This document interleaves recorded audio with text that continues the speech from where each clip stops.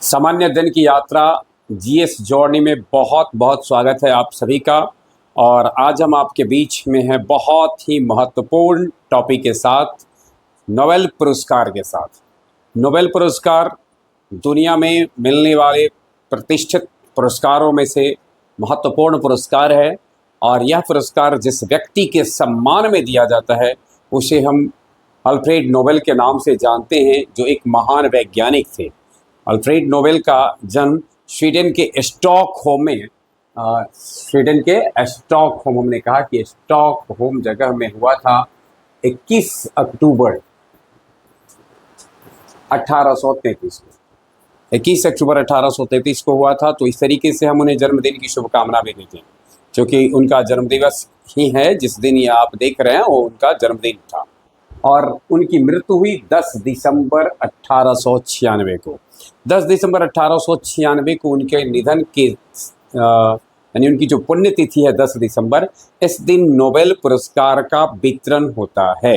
Nobel पुरस्कार को अक्टूबर महीने के पहली तारीख से लेकर के 10 या 11 बारी अक्टूबर महीने की पहले 10-11 तारीख तक जिस क्षेत्र में मिलना है, जिस व्यक्ति को मिलना है उसकी सूची जारी की जाती है और इसका वितरण 10 दिसंबर को किया जाता है। प्रत्येक वर्ष 10 दिसंबर को अल्फ्रेड नोबेल के पुण्यतिथि के अवसर पर किया जाता है। और 10 दिसंबर को मनाते कौन सा दिवस है हम? विश्व मानवाधिकार दिवस। विश्व मानवाधिकार दिवस। तो अगर आपसे ये पूछा जाए कि नोबेल पुरस्कार किस तिथि को वितरित किया जाता है, तो 10 दिसंबर को वितरित किया जाता है। नोबेल पुरस्कार कुल 6 क्षेत्रों में दिए जाते हैं। नोबेल पुरस्कार का क्षेत्र है 6। ये जो 6 क्षेत्र हैं उनमें है यानी जिन क्षेत्रों में दिए जाते 6, तो पहला केमिस्ट्री, दूसरा फिजिक्स, तीसरा मेडिकल साइंस यानी मेडिसिन क्षेत्र जो होता है वो मेडिसिन के क्षेत्र में, चौथा साहित्य के क्षेत्र में, पांचवा शांति के क्षेत्र में और छठा अर्थशास्त्र के क्षेत्र में। तो अगर आपसे पूछा जाए कि नोबेल पुरस्कार कितने क्षेत्रों में दिया जाता है, तो नोबेल पुरस्कार दिए जाते हैं 6 क्षेत्रों में: भौतिकी, रसायन, चिकित्सा, साहित्य, शांति और अर्थशास्त्र। इसमें अर्थशास्त्र को बाद में जोड़ा गया। डायनामाइट के खोजकर्ता अल्फ्रेड नोबेल के साथ एक वाकया जुड़ा हुआ है, यानी इस पुरस्कार के साथ एक बहुत सुंदर वाकया है। ऐसा कहा जाता है कि डायनामाइट की खोज अल्फ्रेड नोबेल ने की थी नाइट्रोग्लिसरीन की मदद से, और उसका जो मूल उद्देश्य था पहाड़ी क्षेत्र जिधर थे उधर रास्ता बनाने के लिए, यानी उसे पहाड़ों को तोड़ने के लिए इसको किया गया था। लेकिन बाद में उसके दुरुपयोग भी होने लगे। जब अल्फ्रेड नोबेल एक बार अपने एक साइट पर थे और कार्य वहाँ चल रहा था, तो पहाड़ को तोड़ने के दरमियान एक ऐसी घटना घटती है कि एक ऐसे क्षेत्र में चले जाते हैं जिनसे इनका संपर्क सामान्य लोगों से टूट जाता है और यह मान लिया जाता है कि अल्फ्रेड नोबेल अब इस दुनिया में नहीं रहे। तो उस समय की जो मीडिया, प्रिंट मीडिया विशेष करके जो समय का था, उसमें एक खबर फ्लैश होने लगा, यानी खबर एक चर्चा में आ गया। और ख़ास बात ये थी, अखबारों की जो सुर्खियां बनी थी उसमें जो शीर्षक बनाया गया था वह शीर्षक था मौत का सौदागर खुद उसका शिकार हो गया। अर्थात जिसने दूसरे के लिए एक बनाया था सामान ऐसा जिससे कि उसकी मौत हो, अंततः उसका शिकार वह खुद हो जाता है। अल्फ्रेड नोबेल इसको पढ़ रहे थे। जब अल्फ्रेड नोबेल ने इसे पढ़ा तो उनको लगा कि मेरे मरने के बाद मुझे दुनिया किस नाम से जानेगी, यानी किस रूप में मुझे याद करेगी। इस लिहाज से कहा जाता है कि उसके बाद उनके अंदर ये ख्याल आया कि हम अपनी संपत्ति को वसीयत उन्होंने कराया, और अपनी पूरी संपत्ति के बाद उस वसीयत में लिखा गया कि इससे जो भी आय प्राप्त होगी उस आय को दुनिया के ये जो क्षेत्र हमने बताया, भौतिकी, रसायन, चिकित्सा शास्त्र, शांति, साहित्य और बाद में चलकर के अर्थशास्त्र, इस क्षेत्र में उत्कृष्ट कार्य करने वालों को दे दिया जाएगा। इस प्रकार से उसके बाद से यह पुरस्कार दिया जाने लगा, प्रत्येक वर्ष दिया जाता है। 1901 ईस्वी से यह पुरस्कार दिया जाना आरंभ हुआ। ये वसीयत बनाया गया था। उसके बाद 10 दिसंबर 1896 ईस्वी को इनकी मृत्यु हो जाती है और 1901 ईस्वी से इस पुरस्कार को दिए जाने की शुरुआत की जाती है। यानी ये पुरस्कार अगर कब से दिया जाता है, ये सवाल आपसे पूछा जाए तो 1901 से दिया जाता है। अब इस सवाल के लिए इस पुरस्कार के लिए कमेटी गठित है। ये तय करती है कि किसको मिलेगा। Royal Swedish academy of sciences, the Swedish academy, the Karolinska institute और द नॉर्वेजियन नोबेल, इसके द्वारा ये पुरस्कार, यानी ये कमेटी है, जो नामित व्यक्ति होते हैं उनके ऊपर विचार करना और उनको पुरस्कार दिए जाने का कार्य ये कमेटी करती है। इसकी एक जो खास बात है, यह पुरस्कार केवल जीवित लोगों को ही दिया जाता है। तो वर्ष 2025 के लिए नोबेल पुरस्कार दिए जाने की घोषणा की गई है। किन लोगों को की गई है, इससे पहले थोड़ा सा हम रोचक तथ्य इससे जुड़ा हुआ जानते हैं।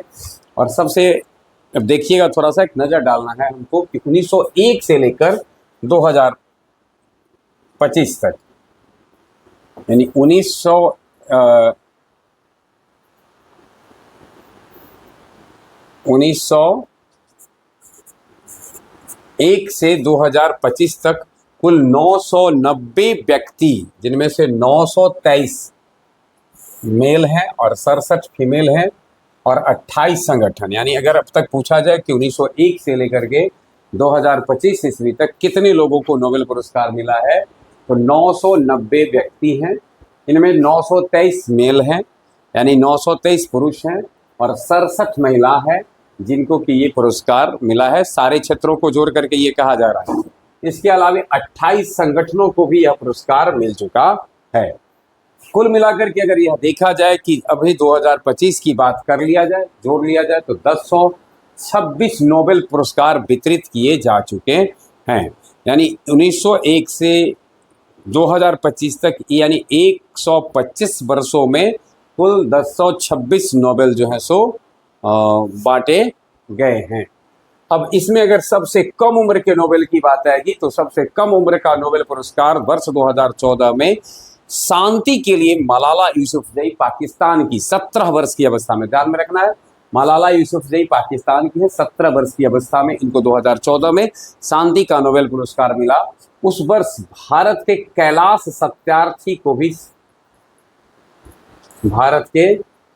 सत्यार्थी को यह पुरस्कार भी प्राप्त हुआ था। भारत के कैलाश सत्यार्थी को के साथ मलाला यूसुफजई को यह पुरस्कार प्राप्त हुआ था। और मलाला यूसुफजई जब इस पुरस्कार को प्राप्त की थी तो उस समय उसकी उम्र महज 17 वर्ष थी। और यह अब तक के नोबेल पुरस्कार के, जब से ये दिया जाता है, उसके इतिहास में सबसे कम उम्र की नोबेल पाने वाली बनी। वहीं सबसे अगर वृद्ध व्यक्ति जिसकी बात की जाए तो 2019 में केमिस्ट्री के लिए जब पुरस्कार प्राप्त कर रहे थे जॉन बी गुडएनफ, तो उनकी उम्र 97 वर्ष थी। तो जॉन बी गुडएनफ ने कितने साल की अवस्था में, 97 वर्ष की अवस्था में इस पुरस्कार को पाया। एक बात ध्यान में हमें रखना है कि जैसा हमने पीछे भी जिक्र किया कि यह पुरस्कार केवल दिया जाता है जिंदा व्यक्ति को, मृत व्यक्ति को नहीं दिया जाता है। महात्मा गांधी का नाम इस नोबेल कमेटी में कई बार आया, कहा जाता है 4 बार आया था, 5वां बार उनको नोबेल पुरस्कार शायद मिल जाता, लेकिन उनकी जब भारत आज़ाद हुआ उसके बाद गांधी जी की हत्या हो गई और गांधी जी के मरने के कारण उनको नोबेल पुरस्कार नहीं मिल पाया। हालांकि इसको लेकर के कई बातें आई, नोबेल कमेटी ने इसका स्पष्टीकरण भी किया है। हम जब भारत और नोबेल पुरस्कार के साथ होंगे तो इसकी चर्चा करेंगे। आज हम नोबेल पुरस्कार के एक खंड के साथ हैं, बहुत जल्द हम आपके बीच उपस्थित होंगे तो भारत और नोबेल पुरस्कार की बात होगी। फिलहाल अभी हम देखते हैं एक ही परिवार के सर्वाधिक व्यक्ति जिनको कि नोबेल पुरस्कार मिला, तो जाने माने वैज्ञानिक मैडम क्यूरी का परिवार है। मैडम क्यूरी को खुद 2 बार मिला है। मैडम क्यूरी के खुद 2 बार मिला। और ये भी एक बहुत मज़े की बात है कि मैडम क्यूरी एकमात्र वैज्ञानिक हैं जिन्होंने 2 बार नोबेल पुरस्कार पाया है। ये इसके लिए मैंने नहीं कहा कि मात्र वैज्ञानिक है, ये इसलिए खास है क्योंकि ये दोनों भिन्न भिन्न यानी एक बार भौतिकी के लिए और एक बार रसायन के लिए, यानी भौतिकी के क्षेत्र और रसायन के क्षेत्र दोनों ही क्षेत्र से मैडम क्यूरी को नोबेल पुरस्कार मिला। और ये उनको खास करता है। उनके हस्बैंड, यानी एक परिवार की कहानी देखिए, पत्नी, पति, यानी मैडम पियरे क्यूरी उनके पति, आयरीन क्यूरी बेटी, और फ्रेडरिक जोलियट क्यूरी उनके दामाद। तो इस प्रकार से एक ही परिवार में 5 नोबेल पुरस्कार है। कितना महान परिवार होगा, आप इसको सोच सकते हैं। मैरी क्यूरी जो ज़्यादा दिनों तक जीवित भी नहीं रही, लेकिन इनके जो विज्ञान जगत में देन है वो हमेशा बहुत ही उस देन के कारण ये हमेशा विज्ञान के क्षेत्र में जीवित रहेंगी। और कुछ रोचक तथ्य देखते हैं। इससे पहले हम वर्ष 2025 में जिन लोगों को नोबेल पुरस्कार प्राप्त हुआ है उन पर एक नज़र डालते हैं। नोबेल पुरस्कार वर्ष 2025 में भौतिकी के लिए मिला है जॉन क्लार्क, मिशेल एच डेबोरेट और जॉन एम मार्टिनिस को, अर्थात 3 लोगों को मिला है, John Clarke, Michel H Devoret and John M Martinis को। वहीं जिसके लिए इनको मिला है विद्युत परिपथ में मैक्रोस्कोपिक क्वांटम मैकेनिकल टनलिंग और ऊर्जा क्वांटीकरण की खोज के लिए। रसायन विज्ञान का सुसुम कितागावा, रिचर्ड रॉबर्टसन और उमर एम याजी, यानी 3 व्यक्ति को भौतिकी में और 3 व्यक्ति को मिला है रसायन विज्ञान में। रसायन विज्ञान में जिसके लिए ये पुरस्कार प्राप्त हुआ है वह विषय है धातु कार्बनिक ढांचे के विकास के लिए। वहीं फिजियोलॉजी या मेडिसिन, जैसा कि मैंने कहा कि चिकित्सा जगत और फिजियोलॉजी, इसमें मिला है मैरी ई ब्रून को, फ्रेड राम एसडेल और सिमोन साकागुची को। और विषय जिस पर मिला है परिधीय प्रतिरक्षा सहिष्णुता से संबंधित उनकी खोजों के लिए। साहित्य का इस बार नोबेल गया है लसजलो क्रासजना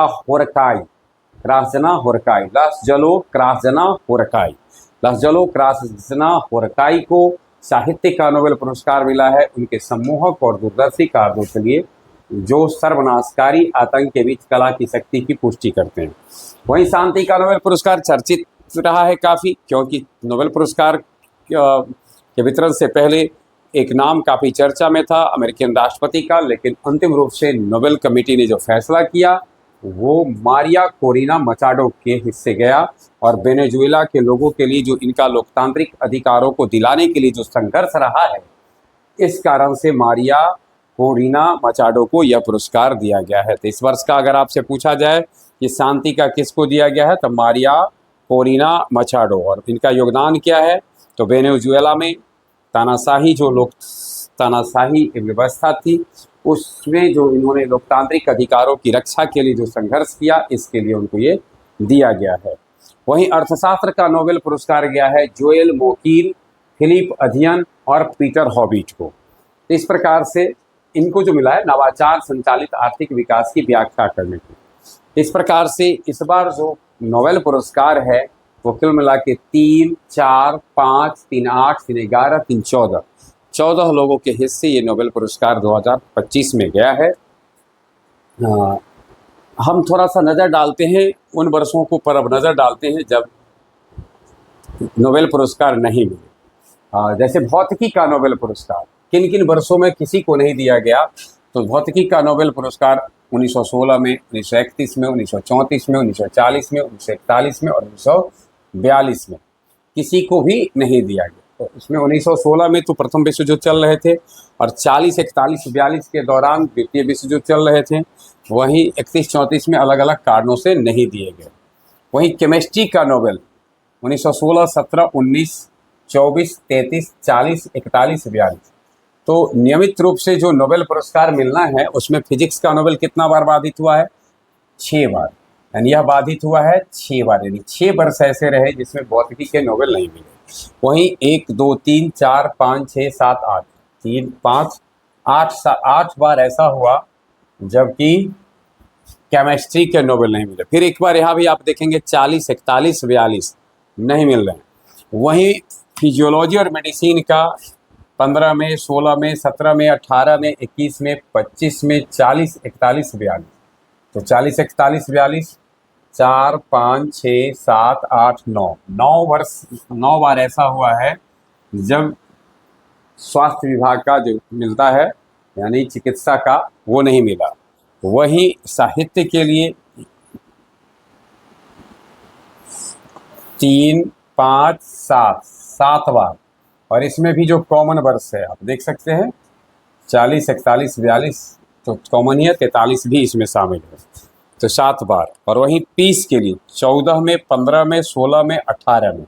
अब 14 से 18 क्या मिलता किसी के शांति के लिए नोबेल, क्या मिलता? आप जान रहे हैं कि वो वर्ष थे जब प्रथम विश्व युद्ध चल रहे थे। फिर 1923, 24, 28 में नहीं मिला, 1932 में नहीं मिला, 1939, 40, 41, 42, 43 यानी ये सब जो द्वितीय विश्व युद्ध के दौर थे उसमें नहीं मिला, 1948 में नहीं मिला, 1955 में नहीं मिला, 1956 में नहीं मिला, 66 में, 67 में, 72 में। इस तरह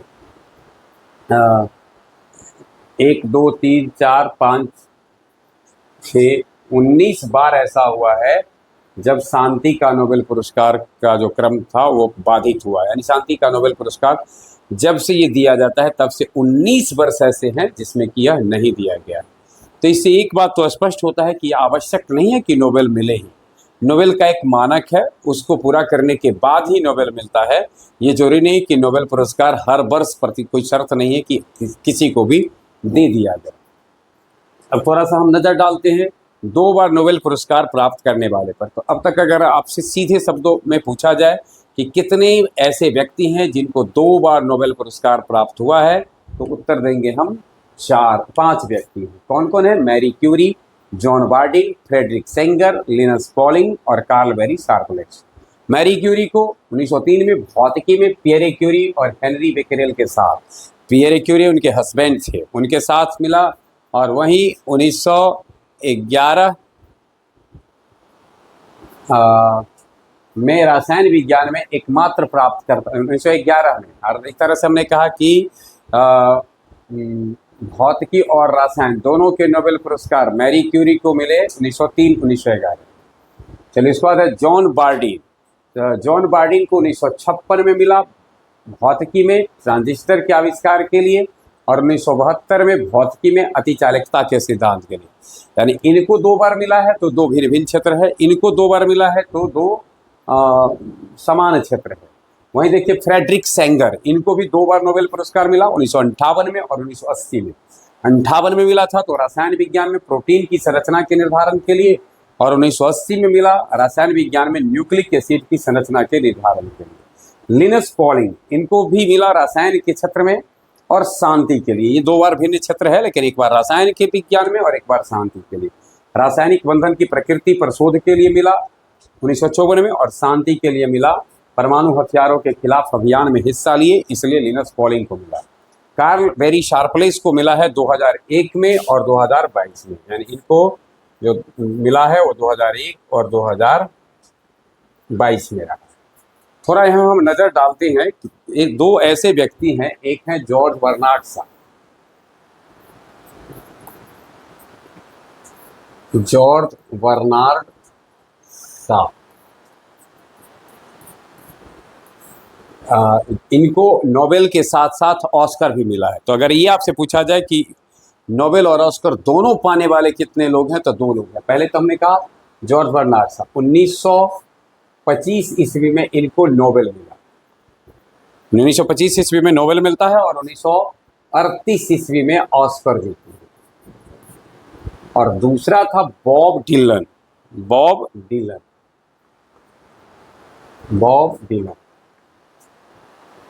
इनको भी 2 बार, एक बार मतलब ये जो है ये नोबेल और ऑस्कर दोनों पाने वाले। 2000 में ऑस्कर और 2016 में नोबेल। इस तरीके से ऐसे व्यक्ति जिन्होंने 2 भिन्न क्षेत्रों के प्रतिष्ठित पुरस्कारों को प्राप्त किया, आप हैं जॉर्ज बर्नार्ड शॉ और बॉब डिलन, दोनों को ऑस्कर के साथ साथ नोबेल दोनों प्राइज प्राप्त हुआ है। अब देखिए, अब पिता पुत्र जोड़ी जिनको कि नोबेल पुरस्कार प्राप्त हुआ, पिता पुत्र की 6 जोड़ी है जिसको कि नोबेल पुरस्कार प्राप्त हुआ है। लेकिन इसमें से एक बार एक ऐसी वाकया घटित हुई जब पिता और पुत्र को एक ही साथ नोबेल दिया गया। अब देखिए, पिता पुत्र की जो 6 जोड़ी है इनमें भिन्न भिन्न वर्षों में है, लेकिन एक बार ऐसा हुआ और वह वर्ष था 1915, जब ब्रैग फादर और सन, है ना, विलियम हेनरी ब्रैग और विलियम लॉरेंस ब्रैग। ऊपर वाला पिता है, नीचे वाले पुत्र हैं सब में। तो 1915 में दोनों पिता पुत्र दोनों को मिलता है WH ब्रैग और WL ब्रैग। WH ब्रैग पिता, WL ब्रैग पुत्र। अब आइए निल्स बोर, महान वैज्ञानिक निल्स बोर को 1922 ईस्वी में मिलता है और उनके पुत्र AN बोर को 1975 में मिलता है। वहीं JJ थॉमसन को, इलेक्ट्रॉन के फाउंडर JJ थॉमसन को 1906 ईस्वी में, और जॉर्ज पेगेट थॉमसन उनके पुत्र को 1937 में। मन्ने सिगवान को 1924 में और उनके पुत्र काई M सिगवान को 1981 में। आर्थर कॉर्नबर्न को 1959 में और उनके पुत्र रोजर D कॉर्नबर्न को 2006 में। सोने के वर्ग स्ट्रॉम को 1982 में और स्वाते पावो को वर्ष 2022 में नोबेल मिलता है। ये नोबेल से जुड़ी हुई खास बात थी। हम एक बार और नोबेल के साथ आपके बीच उपस्थित होंगे, तब भारतीय जिनको नोबेल पुरस्कार मिला है इसके साथ होंगे, और फिर हम ये भी जानने का प्रयास उसमें करेंगे कि नोबेल में आखिर मिलता क्या क्या है, कितनी राशि मिलती है, क्या प्राप्त होता है, इसके साथ उपस्थित होंगे। बने रहे हमारे साथ। आज भर के लिए बस इतना ही। बहुत बहुत धन्यवाद।